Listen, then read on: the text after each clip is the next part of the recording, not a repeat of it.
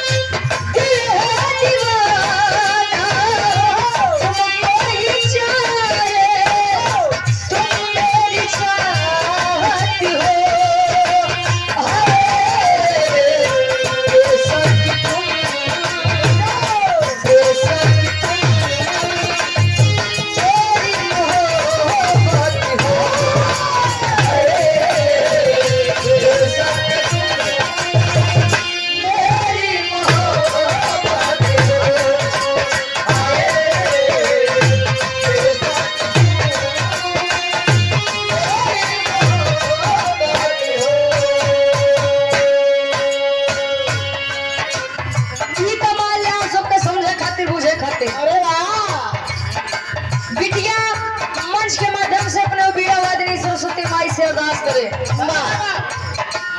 माँ मैहर वाली से कहे का बेसकी तुम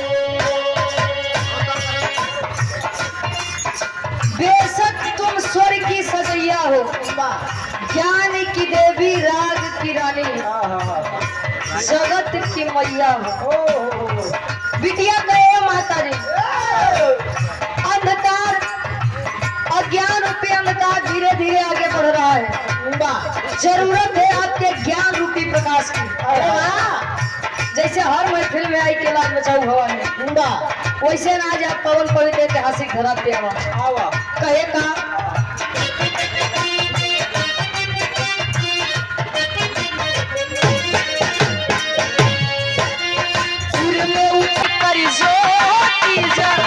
लाती सदा हो उनमें उतर कर ज्योति जलाती सदा हो उनमें उतर कर ज्योति जलाती सदा स्वर्ग की भवानी स्वादी माँ सजाती सदा हो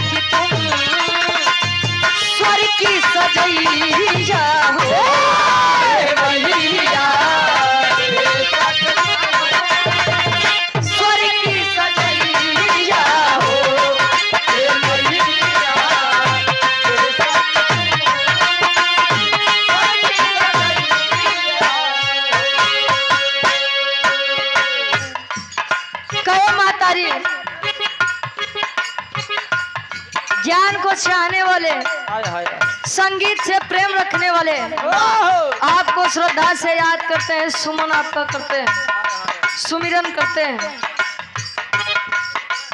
न गावे के सहूर न बजावे के सहूर, लेकिन मन में एक आस है, मन में एक विश्वास है आपके प्रति। अंतरक के दूसरे अंताल में बिटिया कहे का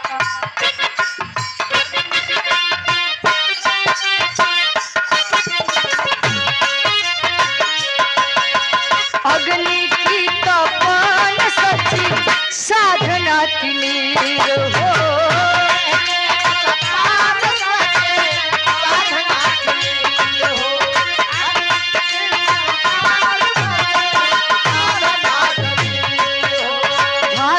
परिभाषा की मैया अमर तस्वीर हो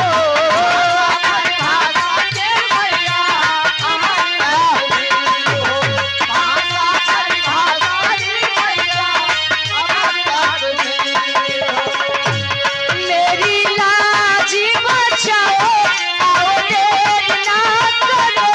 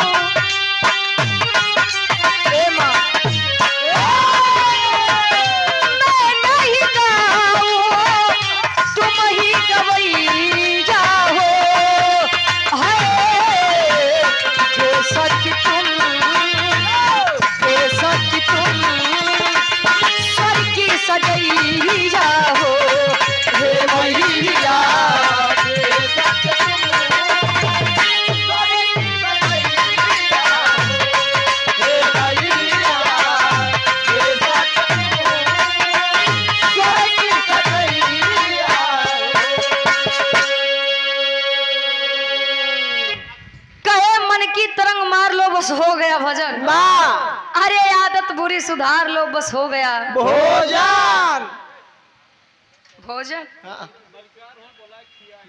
अरे नहीं तो हर लोग के दिमाग हमेशा खाइन पिरात का है कहे मन की तरंग मार लो बस हो गया भजन अरे आदत बुरी सुधार लो बस हो गया भजन भजन और भोजन में जाना था तनिकई अंतर बा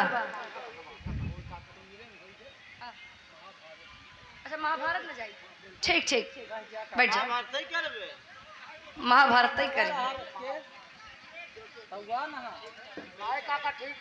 ठीक ठीक हाँ महाभारत हुए परेशान न हो हाँ कहे भजन केतनो करबो में मात्रा नहीं हो तो कमैबा अरे वाह लेकिन भोजन में मात्रा होते तार जितनी क्षमता अगर उसे तनी के आगे बढ़ा ना है डॉक्टर उल्टा लटकाएं तो डॉक्टर उल्टा लटकाएं दे यहाँ से बेटी आखिरी बंद में बताई कि बिरहा जगत में कोने खाना